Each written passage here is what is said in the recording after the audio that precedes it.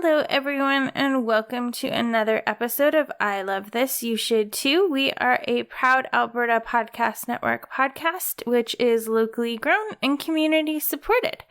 My name is Samantha, and with me is my co-host, Indy. Hi, Indy. Hello. Ready to talk robots? Always ready to talk robots. Okay, not always. Sometimes ready to talk robots. But that doesn't sound as good. So if somehow this is your first episode, there will be spoilers today. This is a movie that Samantha had never seen, and I suggested it for the podcast. I'd seen it many years ago, but not in a long time. So we are going to discuss that. We'll probably get into some thematic stuff, if that's the kind of thing you're into listening to. And who wouldn't be? Who doesn't want a good breakdown of cartoons? That's what we're all about. A good breakdown of things you thought you knew about. So first question, the titular question. Upon rewatching it, yep, I still love this movie. Oh. But Samantha, do you? I liked it. It was good.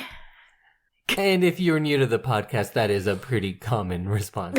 She liked it. It wasn't Into the Spider-Verse. Well, no, but what is? Right?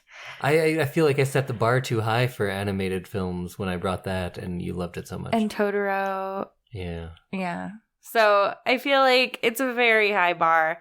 This one landed at like 75%. But if you're a longtime listener, you will remember that Samantha says anything over 70% is love. Yes. So you did love this movie. It was a low love. Low love, I'll take it. I need to write up the gradings.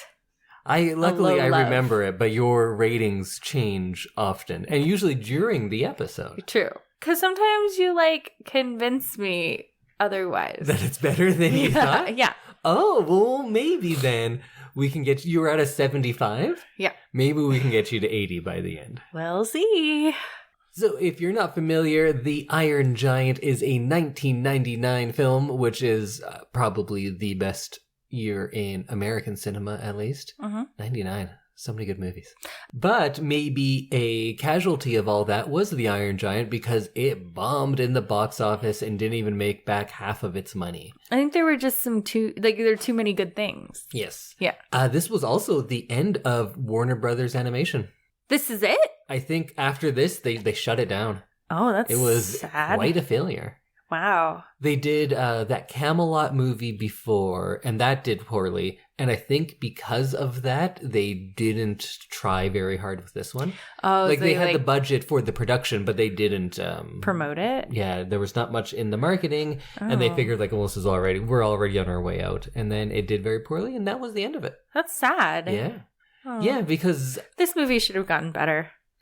but it has received kind of a second life over the last few years, and it's becoming well known to a wider audience, and it is pretty timeless, I'd say, because it's in the 50s, but made in 99, so I feel like audiences today aren't going to be missing anything by not seeing it when it was brand new. True. So if you have kids out there, go watch it. And like I said last time, it's available in a lot of places for free. So if you use Tubi or Hoopla from your library, yes. You can go watch it. So go watch it now because we're going to, spoil it all. Yeah.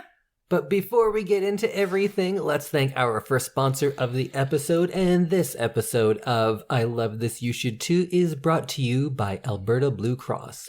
Even if you're a busy business owner with more meetings than hours in a day, you can be calm and collected when your group benefit plan is taken care of by Alberta Blue Cross. Your employees can manage their own health, dental, life, and disability coverage online, anytime, and on any device, making it easier for them and you. To learn more and explore your options, head to ab.bluecross.ca. Well, let's get into it, and maybe a good place to start with is with these characters, because we don't have many main characters in this one. No, it's just a few people in this one. So the main character, of course, is Hogarth Hughes. What did you think of our lead? He was fun. He seemed like he was written very much like a kid of that age. Yeah, I think he was written properly and had the concerns and the innocence that was age appropriate to him. Yeah, for sure. He was kind of the one who is free of prejudice and is demonstrating this childlike innocence that we're going to see mirrored by the giant later. And he's also set up as being an outsider. And he is the son of a single parent. Yeah. Do you know what happened to the dad? I read online about what happened to the dad. But from the movie, could you tell? No, I didn't get an idea of where the dad was. There's not many clues, but if you look into his character, he's definitely against gun violence. Right. So you might think that maybe something has instilled that in him. And he has a picture on his bedside table of a man with a fighter jet. So you would think that his dad was probably a pilot who died probably violently in a war. Yes. And he also wears that cap, like a pilot's cap at times. Right. That looks but he also has a big head, so maybe it's his own, but it is kind of a comfort thing for him. Yeah. I definitely didn't pick up on the fact that his dad was dead. I thought maybe his dad just like wasn't in the picture because it didn't really get talked about. No, and if this were most other animated movies, there would be a time where Hogarth is acting out and then he'd run up to his room and he'd say something and he'd be crying and then the mom would be like, I know, I miss him too, and then they'd talk about it. Yeah. And this movie is like, no, we're not. That's not what this is about. I feel like if it was Disney, they would have done that. Like, Yeah, there would have been a probably. moment, because, like, Disney doesn't like to leave things kind of unexplained. True. Especially for children. Yeah, and I did learn a little bit about the making of this because we have that, I think it's called the Signature Edition Blu-ray, and it has some special features and such. Mm-hmm. And one of the reasons that Brad Bird would go to Warner Brothers is because he had more control. Right. And he, I think, had tried to do something with Disney, but they were much more locked down of like, you do it our There's way. formulas, yeah. And he wasn't into that. And then when he went and on to do things like The Incredibles, that's when Incredibles wasn't owned by Disney. So now they are, though. So. Yeah. Everything's owned by Disney now. Also, the author of the short story this is based on was, I should know his name, Ted Hughes, maybe? Something like that. But he was married to Sylvia Plath and was famously kind of a dick. I don't know too much about his biography, but I know that. And he had mentioned that he did write this in order to comfort his children after the passing of their mother. And I'm not sure about this because I've heard these things many, many years ago, but I think Bird, the director, and this movie departs quite a bit from the book, so kind of a writer as well. I think someone in his family died possibly due to gun violence, and this was kind of a response to this. Oh. Maybe it was his sister. I'm not 100% sure, so I probably shouldn't be saying anything. But one thing I do know about is that he said his kind of thesis for this movie was, what if a gun had a soul and didn't want to be a gun anymore? Oh, yeah, see, that makes sense. So I read online, and I don't know if this is true or not, but that Hogarth's father was an Air Force pilot who died in the Korean War. It makes sense time-wise. Time-wise, yeah. But I just found that online. You know how, like, sometimes the Wikipedia pages are a little more written up than they should be? He wears a pilot's cap. Yes. There's a picture on his bedside table of a pilot. I think that's safe to agree with. So then what about Annie? Is that his mom's name? Jennifer Aniston as Annie? Yes, Annie Hughes. I liked her. She seemed like she was doing kind of the best she could, working and trying to like make ends meet so that Hogarth had a kind of normal childhood. Yeah, she was doing the best she could, and I really liked that character. I really applauded her efforts, and I just kind of wanted her to get a break. Yeah. You know, like it must be hard for her. She's living a tough life. Yeah. Because she's alone. And Hogarth is a handful, and she's working all the time, and she feels upset that she can't be with her son more, but she also needs to feed her son, right? So, and it's a trade-off. That was sad. Yeah. It was definitely an interesting time because this is set in the 50s, yes? This is 57, I believe. 57, okay. And like that's not a great time to be a single mom. No, it never is. But then, yeah, that's especially because I guess it is easier for her as someone whose husband presumably died in war than if she were divorced, because that has a whole other stigma as well back then. Or someone who just got pregnant and didn't marry whoever got her pregnant. Yeah. But I think having the husband dead from the war, which is probably the case, it kind of sets up something that we talk about throughout this movie about how the American exceptionalism from this time comes from warfare, but we are seeing the downside of progress. And that's something that they'll mention again later, that it's a double-edged sword. I almost said sword. I was going to say, wow, you're going for that W. I'm not reading anything, but somehow in my mind, I still said sword. And then we have Dean, who is Harry Connick Jr., but I really feel like should have been played by David Duchovny. Oh. Wouldn't he be good in that? I could see it. I really liked Dean being kind of a grumpy adult who just somehow bonds with Hogarth and is doing everything he can to kind of stay out of it.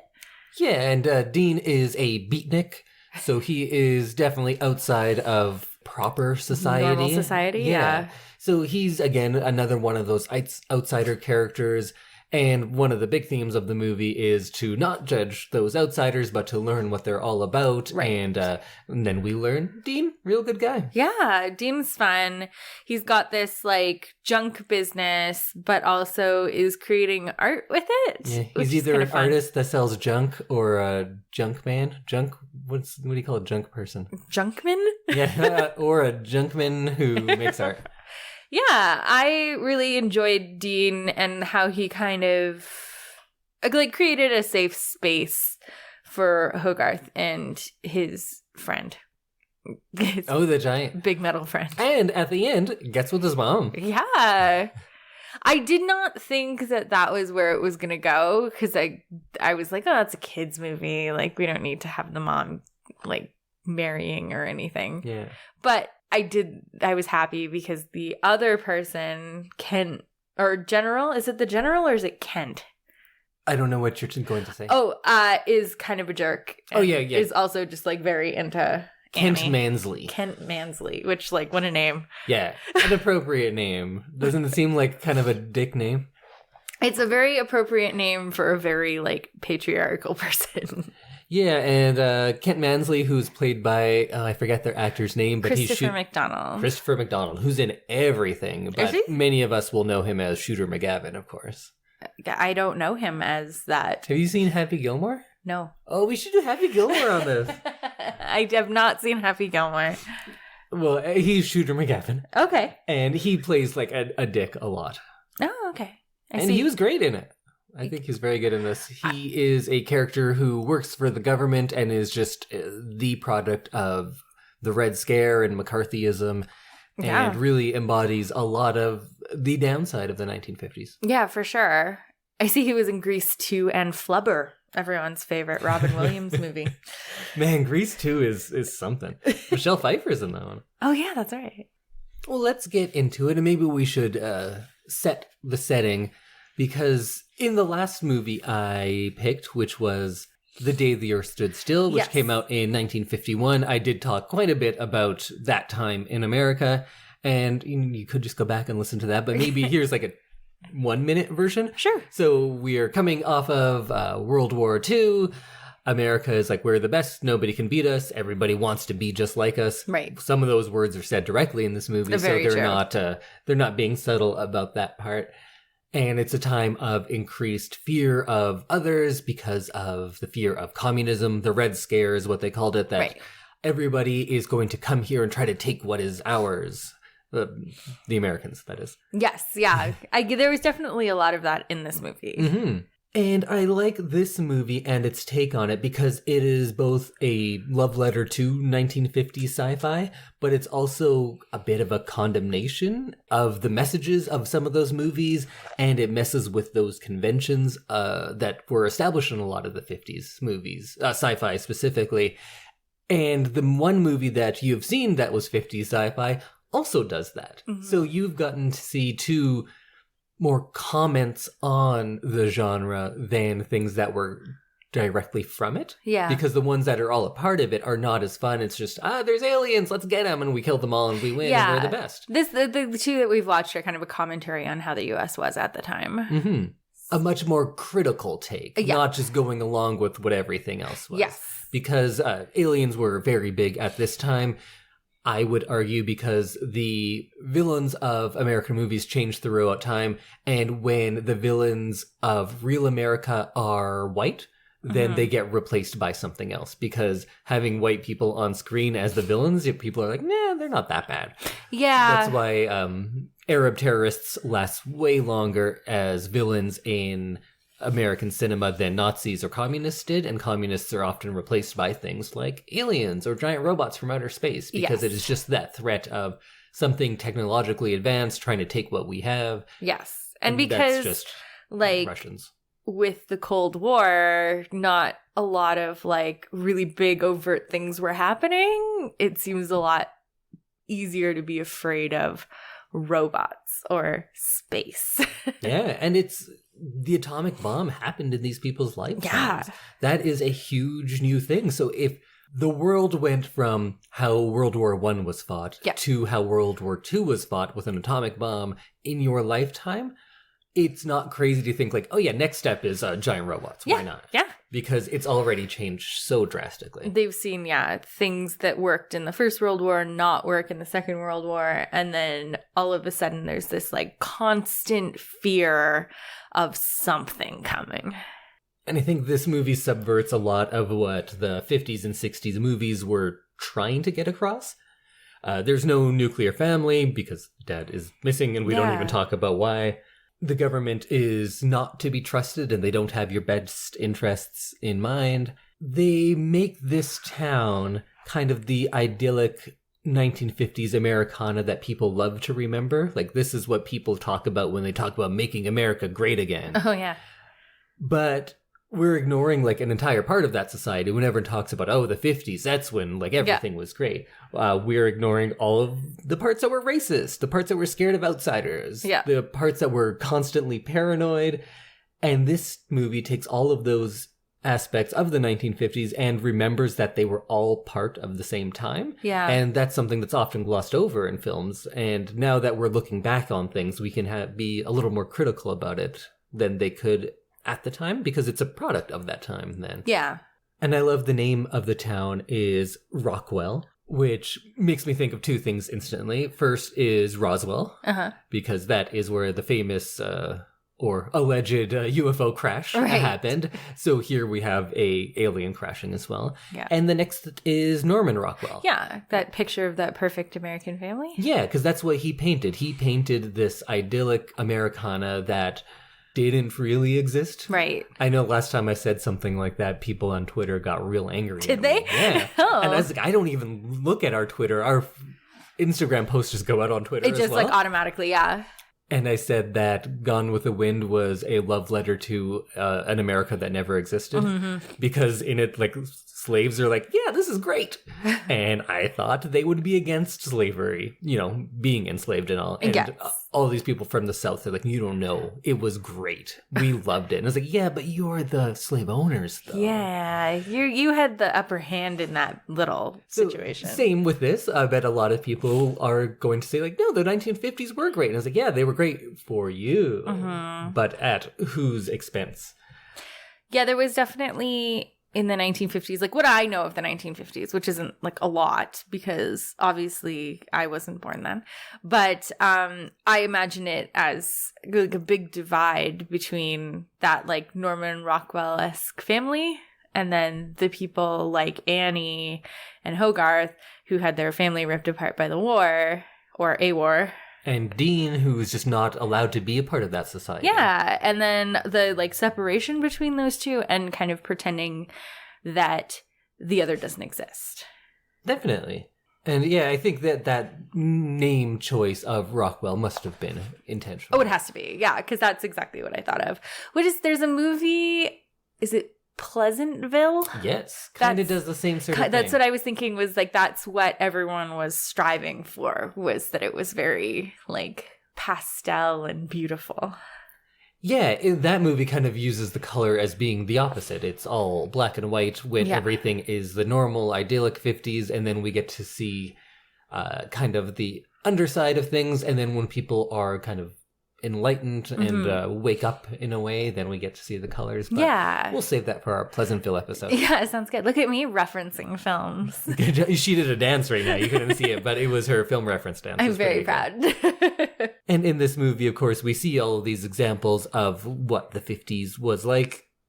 They're in class and they're watching that video called Atomic Holocaust. Oh my God, yeah. And there's a duck and cover song. And those were things that happened. There were duck and cover songs. Yeah. And it won't do anything.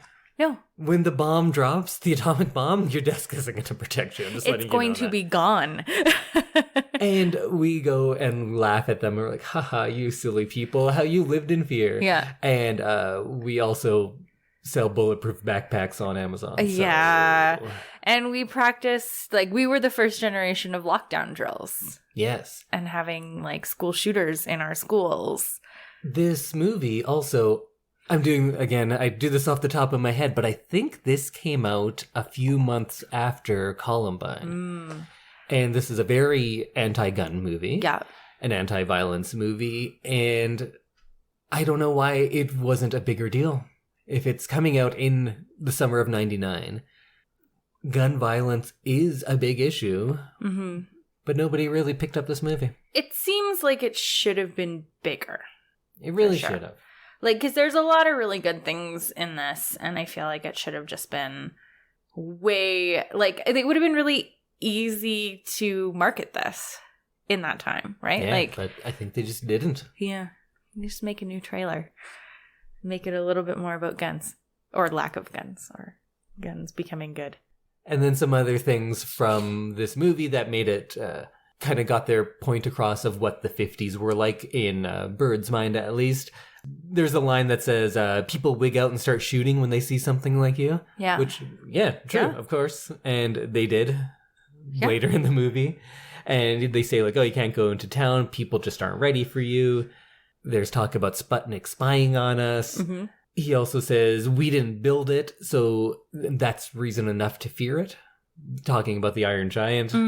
Mansley's also just always saying, like, they want what we have. Right. And all of those things, like with The Day the Earth Stood Still, painfully applicable today. I feel like 100%. If you watch cable news, you will hear people saying these exact same things. Yeah. I was going to say that was a huge cornerstone of Donald Trump's, like, election. Yeah. Was that he was going to make everything like it was when it was wonderful, even though that didn't exist. But I would argue that he is being more honest there than people give him credit for, because he is going to make it good for the people that had it good then and bad for the people who had it bad then. True. So he really Which he kind of did. He was doing his best to do that. Yeah. So I think his claim to make things like they were in when America was great, which I think in his mind is the 50s. Yeah, I'm sure. Into the 60s. Because he was alive then, right? He would have been a child? He was alive, yeah. But that's even people who weren't alive look at that time as being like the time. Before, like, you know, all those colored folk got all into businesses and whatnot. And rights. When you could just kill them on the street and it was fine. Ugh. Yeah. Oh man, again, it is fine again. It's happening all the time. I know. But, whoa, let's just go back into... robots. No, you know what? Let's go into that sort of stuff, but with the movie. Yes. If this movie came out today, it would be protested against. You think so? I very firmly believe it. Because here in Alberta, a cartoon Bigfoot movie got, like, condemned by the government. Oh, I forgot about that. Oh, because it was anti-oil. Yeah. Yeah. So any little thing, this would be on Fox News all the time. The NRA would come out and say that it was liberals attacking their God-given right to own firearms. Right. Because it's anti-gun. You can't make stuff anti-gun. No. You're not allowed. No. Unless you are very consciously being against that and you're not looking for commercial success. Because for some reason, a movie about a child teaching a robot that killing is bad Yeah. would be seen as like An attack on someone's values. Yeah. Because that's the world that we live in, and that's the world that this movie is trying to depict as well. And I feel like that's like a little bit hidden within the movie. Like, it's not as overt as like saying it outright. Oh, I might disagree with you on that, because like everything from the subtle stuff of him going out with his BB gun and his BB gun being trampled, and then him having to help instead of using his gun, and that's what leads to his greatest success and becoming friends with this robot, to the robot realizing that it did have some sort of mission, and the main plot of the movie is about him overcoming being just a gun. Mm-hmm. And the lines where it is guns kill, killing is bad, you don't have to be a gun. I think that's pretty explicit. Okay, you're right. Withdrawn? Yep. All right then. You win. It's not a win. You could tell me how that's not the case. No, you win. All right. I won the movie, everyone. So you've seen The Day the Earth Stood Still now. Yes. Have you seen E.T.? Yes. Do you see any influence from those movies in this? I don't know that I like remember E.T. as well, because it's been a while since I've seen it, but I definitely saw similarities in that, like, Drew Barrymore is like hiding E.T. Yeah, so there's the one like they're hiding like in not plain ready sight. to like see this thing, even though he's amazing. So E.T. hides in the stuffed animals, and the Iron Giant hides as a like an art installation. Yeah, which was kind of fun. And also like the less skepticism of children. I don't know what the actual term for that is, but like the ability to see like innocence. Yeah, the ability to see wonder and not be afraid as your first kind of initial reaction. Yeah, and both have the government coming and trying to take away this extraterrestrial friend. Both have unexpected flight. Yeah. I like that part. You can fly? And both have seemingly sad endings, and then it kind of comes up in the end. Yeah. And then with The Day the Earth Stood Still, there's a lot, but go just listen to that episode and watch that movie. Yeah. Because why not? I think there's also a lot of King Kong in this. Oh. And a lot of Frankenstein. Like Frankenstein, it gets into that whole absent creator and like theological discussion of someone who has created this thing, but then is no longer there.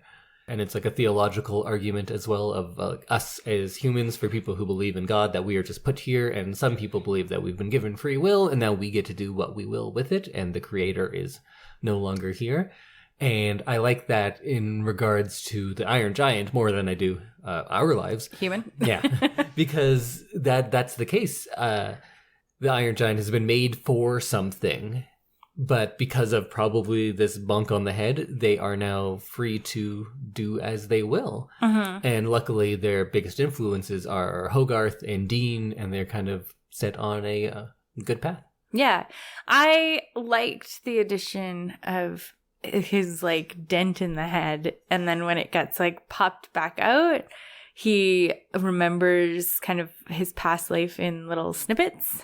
Yeah. Let's get into the Iron Giant, because that's pretty much the discussion of this movie, is the journey of the Iron Giant. And we should mention, we watched the Blu-ray, which I believe is called the Signature Edition, and it has 2 extra scenes, one of which is a nightmare the Iron Giant has, where he gets a glimpse of what his life would be, or has been, perhaps, or maybe what his mission should be, or was. But anyways, we don't really get to see much. It does become clear that there's an army of these, and they are weapons. Right. Scary flying guns. We assume he's from space, right? Yeah, because he came from the sky. Okay. So I think that we assume, but there's so much of this that is left ambiguous, and I kind of like it because it's not the important part. Right. No, it's not important. Like the father, and where does the Iron Giant come from? Like, that's a big thing that this movie just doesn't care about. Mm-hmm. And I kind of like that. It allows us to focus on the actual messages that they're worried about. So let's talk about the Iron Giant and his journey. Vin Diesel does the voice, so we'll just say... I kind of just assumed it was him. Robot. And this is probably the second easiest money Vin Diesel's ever made. Yeah. Because... It's a lot of, like, grunting and, like... He, I believe, has made over $60 million by saying, I am Groot. Seriously? Yeah. Because he's the voice of Groot. And that's all he says. Yeah. And I think he's made $62 million doing that. That's a gross amount of money. Can I take a brief...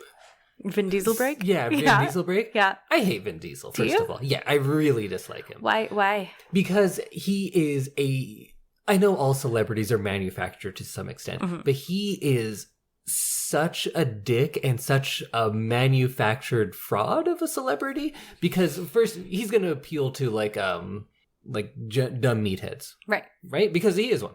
Dudes. But he also goes out of his way to always talk about, like, oh, I'm such a nerd. All I did was play Dungeons & Dragons all the time. Love me, love me, love me. Everyone bullied me. I don't believe you, first of all. And then he wrote, like, when he was younger in his acting career, he wrote all of the biographies on IMDb and whatnot. But it's always third person. So, like, oh, we don't know where this story came from. Unconfirmed story about him. And he would go plant all these stories. So if you look up, like, oh, what's Vin Diesel's, like, origin story? How did he become an actor? What you'll find is the plot of Step Up. What? So he says that he was vandalizing this theater. And then somebody came out and said, like, hey, you shouldn't do that. Oh, you have a good look to you. Read this. And then he read a script and then he got hired. That's what he says. So and that's a great story. Channing Tatum and Step Up. Yeah. But what he doesn't mention in that, you know who owned that theater? His father. So where he got his first job... Nepotism. Yeah, it was his dad that gave him the job. Ugh. He wasn't vandalizing it. He was probably just like a kid, and then his dad was... And he wanted to be in it, and his dad gave him a job, because why not? Yeah. Also, Vin Diesel, come on. It's not a name. Okay, I was going to say that is like... a online bot, like, read a bunch of men's magazine and was like, here is a name of an action hero you will like. When we are recording this, they're making Fast and Furious 10, I believe. And the director, who's been in 4 of them, very talented guy, very good guy, walked because he's just like, you don't know how hard it is dealing with this man. No, I bet. He walked away from probably like $20 million just because he couldn't deal with Vin Diesel anymore. Yeah. Because Vin Diesel just constantly rewrites things. He's like, no, I don't look good in this light. We're doing everything differently. He puts entire productions millions in dollars behind and days behind just because of his own vanity. The Rock wanted to be in more. He's like, no, I'm not working with Vin Diesel again anymore. Wow. That guy's terrible to work with. So Vin Diesel, of course, puts it on Twitter. He's like, come on, let's get the fam together and everything.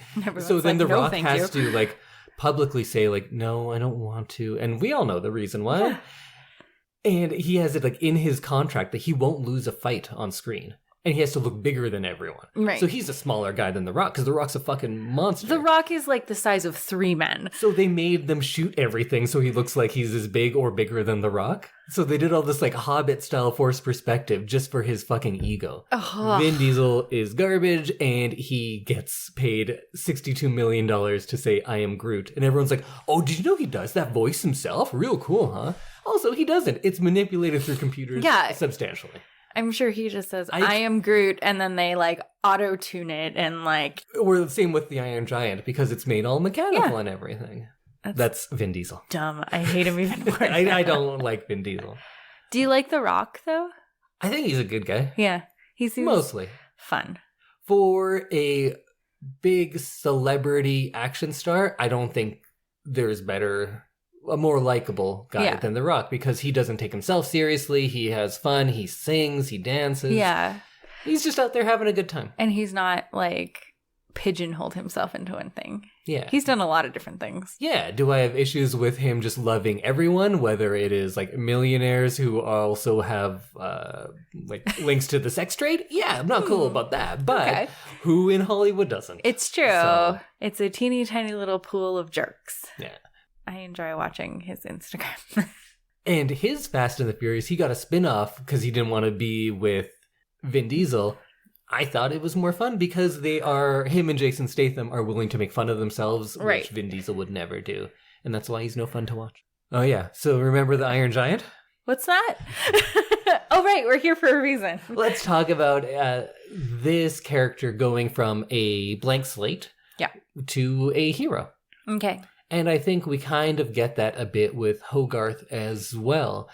It seems like the Iron Giant's innocence at the beginning is because of like an injury and a lack of memory, but I think it mirrors Hogarth's innocence and how he looks at the world without prejudice. And I mean that in like the very literal sense of prejudice. He doesn't have a judgment of things before he sees them, and the Iron Giant can't because he just doesn't have any context of anything. So they both are kind of growing up together. And I love the idea of this giant being a blank slate because we get to see the formation of an entire personality in a like 80-minute movie, and a tight 80 minutes. Too. Yeah. Oh, it was. It was like action packed. It was great. I did like the childlikeness of the giant. He was, I don't know. I just assumed that he just didn't speak English. And that he had some form of language, which probably was computer or something, because he had all these other friends that were giants as well. But I liked the scenes where Hogarth is like teaching him words. That was fun. Like tree and rock and all sorts of stuff like that. It was kind of fun. And it was fun to see Hogarth have somebody that he could like help. Yeah. Because Hogarth seems very lonely. Yeah, definitely. And he learns Superman, of course. Yeah. And they started his kind of hero's journey pretty early on, because when he's showing him those comics, he shows him Superman, and Hogarth goes out of his way to say, like, he started off just like you. He crash landed on Earth and he didn't know what he was doing, but now he uses his powers for good and not evil. Yeah. However, then the next comic he sees is, I think it's called Atomo, which I don't think is a real comic, but I'm not sure. I don't think so. But it looked like him. Yeah, so this one looks like him. It's a giant robot who is a villain. And somehow through this robot, they manage to get kind of a look of shame and concern. Mm-hmm. He is looking at that and seeing himself reflected in it. And he's seeing himself reflected only as a villain. And it takes Hogarth to come out and not judge him by his appearance. Say, like, you're not that. Mm-hmm. You're this. You are what you choose to be. And that's probably the main point of the movie is, like, anyone is what they choose to be. Mm-hmm. And in a roundabout way, that little interaction with the comic of seeing yourself represented one way only, that's why representation in film matters. Mm-hmm. It seems crazy to say it, but sometimes people don't know that there are other options for them. Right. If you've only ever seen people who look like you doing one thing, you don't know that there's other options. Yeah. And that was the case with the Iron Giant. He needed Hogarth to tell him, like, no, you are what you choose to be. Just because everyone that looks like you in this world is seen as that, that's not you. You choose what you are. It was like the first Step Up movie. I think this is a little more eloquent than the first Step Up movie. Yeah, no, 100%.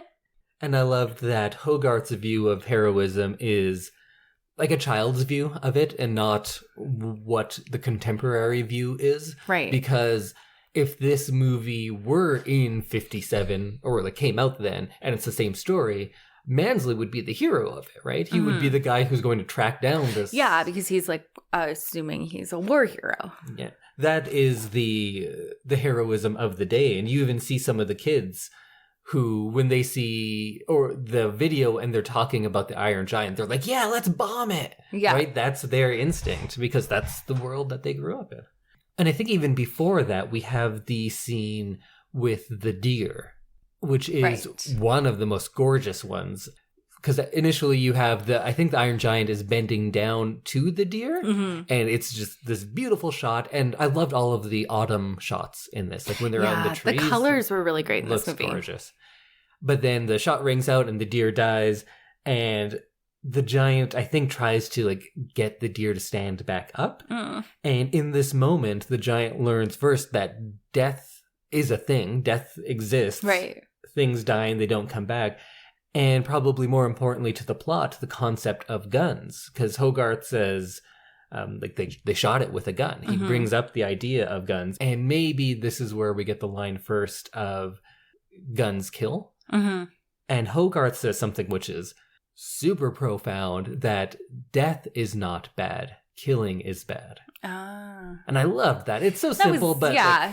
Yeah, I like that. What a thing to say. There are some lines in this movie that just like kind of hit you in the right way. They're like, wow, this child knows more than like all of those army guys who storm into the town. And I think that's the point of a lot of it, is that innocence is not the same as naivete. Right.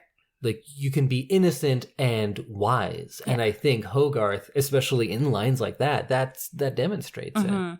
And the giant later, who is essentially like a 3-year-old throughout this movie, but then has a turn at the end, like a true heroic self-sacrificing turn. Yeah. Which I believe was stolen by Iron Man. Remember when Iron Man goes up to the sky, takes that bomb, goes into the other dimension? Yeah. Didn't Superman do that too? Yeah, probably. Didn't he have to like turn the Earth the other way or something? Well, that's a whole nother thing. Okay. That was a bunch of bullshit. Okay. He spins around, he flies around the Earth until it spins backwards, and then floods like retreat and dead people come back to life. Oh. No, we would all just fly off. Yeah, true. And there'd be so many like tsunamis and But anyways, what I was going to say is it's Christ figures again. It's going back to it's Superman, it's Klaatu, it's the Iron Giant. It's a lot of that, but it's a tried and true method, and I think it works here. I also love that the Giant's progression as a hero isn't set against Mansley. He's not like fighting with him or trying to escape him or anything like that. Instead, it's all about him going maybe against his programming or him maybe gaining enough world experience to be able to make a choice. Because this movie is about choosing more than anything. And I love that as a journey rather than him escaping or fighting something. Because most movies with a giant robot, that would be the central conflict. And of course it gets there a bit at the end. But if I tried to pitch a movie, it's like, no, okay, we're going to have this giant robot. And people are like, oh, does it fight a giant monster? No. It comes to terms with death and humanity and killing and choices that people make. Yeah. And you're like, why the fuck would I watch that? Because it's brilliant. Yeah. It is definitely an unexpected twist on a very classic story. Yeah, because I think a lot of the things that happen in this movie aren't forced. There's very few times where people are pushed into something. It's always about the choices that people make. Like, Hogarth is living in this world where there's bomb drills all the time, and he is choosing to not follow with everyone and not be afraid. And then the Giant is choosing to go against what he was probably programmed to be, which is a weapon, a gun. I think Hogarth's line was, it's bad to kill, guns kill, and you don't have to be a gun. You are what you choose to be. And what he chooses to be, it goes back to that earlier scene, is he says Superman at one point. Yeah. Oh, that's just when they're playing. He puts a little emblem on his chest. He's got the little S on him and he says Superman. I think he might say it right before he takes off. I think another thing he says, which was super sad. I didn't cry in this, but I may have the first time I saw it. Oh, no. And I think a lot of people cry at this point. Because earlier in the movie, when they first meet and Hogarth is going home for the first time and leaving the Giant out in the woods, he says, you stay, no follow. And then at the end, the Giant is going to kill himself. Yeah. Sacrifice himself to save everyone else. And he says, you stay, no follow. That was good. That was great. I totally, like, that definitely hit me hard because that was, like, the end of their friendship. Yeah. And it was so sad to see that. But also, like you said, it kind of has a happy twist at the end. So it doesn't feel like it was all for nothing. So overall, I'd say that his ability to make that choice and make, in our minds and in Hogarth's mind, of course, the right choice. Yeah. Of course, there's somehow people who think that this is like a bad thing. But to go against what he was programmed to be and be something new and be something better, I think that's really her hero's journey. But along the way, I love the other little things they do to separate it from most heroes. Like, early on, there's that part where he's eating the train tracks. Yeah. And then he has to put the tracks back together because the train's coming. Yeah. And any other movie, I think he puts them back together last minute. Woo, I did it. The end. But he doesn't. He gets hit by the train. Yeah. And I think there's a subtle, great little message there that failure is not the end of things. It's your resilience after the failure, because he gets hit by the train and he puts himself back together, very literally. Yeah. And goes on to learn from his mistakes and to grow. And that's a great little lesson that you don't get in a lot of, because this is kind of a superhero movie in my mind. A lot of the plotting of it is more similar to a superhero movie than a lot of sci-fi movies. And you don't get those little moments of your big, larger-than-life hero failing and then learning in a lot of them. But in the good ones you do. Yeah. Like in some of the Spider-Mans you will. Spider-Mans. I love Spider-Man. This iteration of Spider-Man. All those Spider-Man. Some of the fun things throughout the movie that Hogarth and the Giant do, like going swimming, and how Dean is kind of just like almost unwillingly along for the ride. Yeah. Like he's sitting there and he's like, oh, I guess I'm just gonna read my paper at the beach, because apparently we're at the beach now. And then the Giant jumps in and like floods the entire forest, which would have been catastrophic for sure. It would have ruined that entire town, I'm sure. But I just loved some of his like, kids will be kids, right? Yeah. Like he's just resigned to it. He's like, I'm along for the ride, I'm here, and like I have no control in this situation. But he needs some sort of like supervision. I feel like Dean feels obligated to supervise them. I wonder, like, if he feels like that, or if he also is just real lonely. Because they're both outcasts. I think both. I don't think many people talk to Dean, and when they do, they don't take him seriously. Yeah. And I think for a guy who has lived away from everyone, I think he's kind of enjoying this little bit of responsibility that he gets. Yeah. What about the end of this movie? Because I looked at my notes and I have a lot, and we've been talking for like an hour, so I think we'll just be like, just stop there. Because if I get into whole other things and referential stuff, then we'll be here all day. So let's talk about the ending. Okay. I was like sad when he sacrificed himself to save the town, but also happy. And then you get that like he did something bigger than himself, which is nice. And then I liked that the ending, when in like true kids movie form, it's never like a sad ending. So having all of his little pieces like rolling around the earth, trying to get back to his head, which is in, I think, Iceland? In a glacier or something? Yeah. And seeing him kind of like smile at the end was like really nice. It was, and it makes you feel good. And if it were up to me, I would have cut it. Really? Yeah. Oh, why? I think it's more impactful having it be a full sacrifice. Right? I don't think the Giant knows that he'll just come back after. Mm-hmm. But the idea that he has gone from being the complete opposite of what he was meant to be. Mm-hmm. He was meant to be a weapon, and then his life ends with him stopping the greatest weapon on this planet. Mm. I think there's no greater journey than that he has overcome his programming. He has learned from mostly from Hogarth, but from seeing things happen around him, by seeing the world with completely new eyes that had no prejudice to them at all. This is what he comes up with. And I get that you don't want it to be completely sad, but I do feel like it kind of diminishes things when it isn't the end of his story. Right. And it was such a fitting end.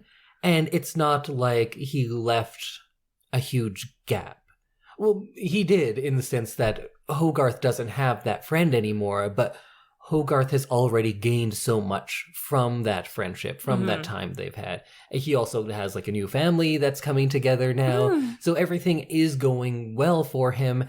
And the villain has gotten their comeuppance, and people of the town and like that other general guy, they have had their minds changed as well. They've all learned something from the giant. And I don't feel like we need to be like, oh yeah, and then he comes back and does some more cool things. Right. Like, it was just such a great final point.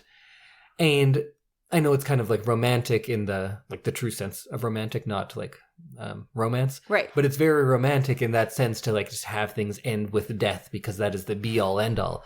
But it is. And he'd learned those lessons about death, and him knowing that death is final and death is not bad, killing is bad.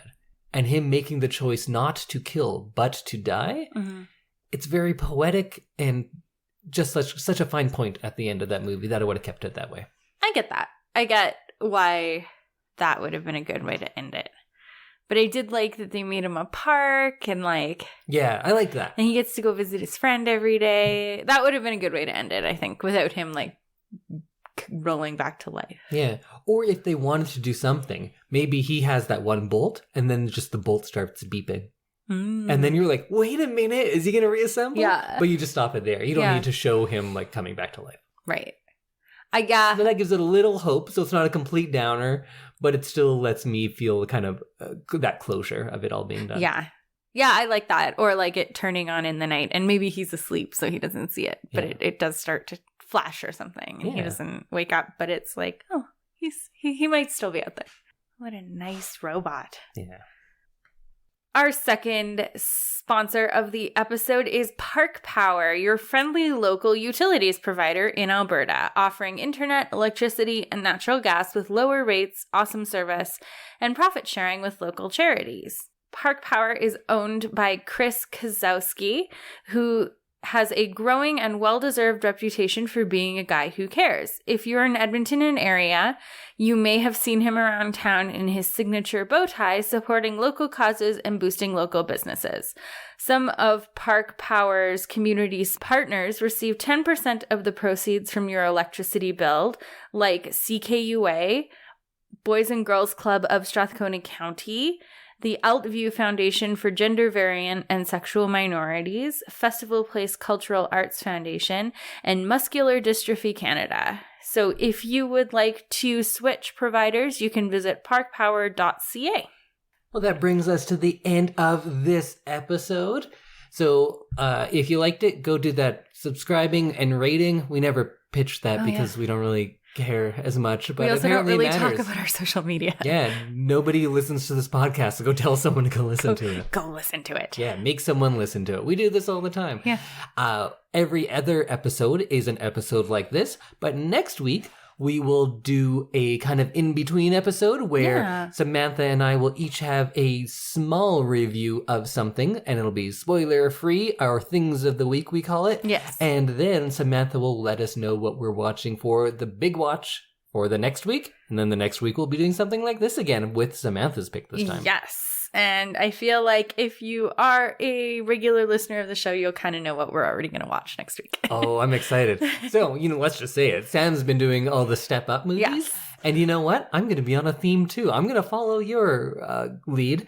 I went from The Day the Earth Stood Still to The Iron Giant, both 1950s sci-fi inspired things. Mm-hmm. And I'm going to keep the 1950s sci-fi going. Oh. But inspired. Okay.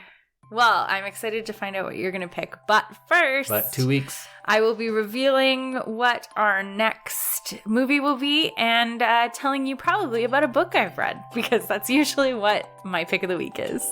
Awesome. Okay, we'll see you next week. Bye, everyone. Bye.